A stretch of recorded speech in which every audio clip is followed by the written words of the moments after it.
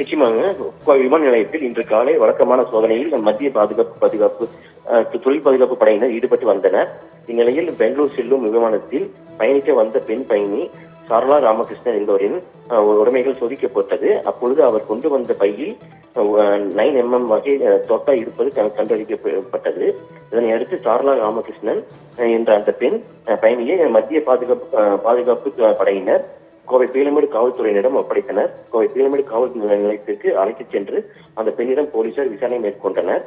இந்த விசாரணையில் அவர் கோவையைச் சேர்ந்த பிரபல அறக்கட்டளையான ராமகிருஷ்ண குழும அறக்கட்டளையின் அறங்காவலரின் மனைவி என்பதும் அந்த துப்பாக்கி மற்றும் தோட்டத்துக்கு உரிமம் உள்ளது என்பது விசாரணையில் தெரிய வந்துள்ளது.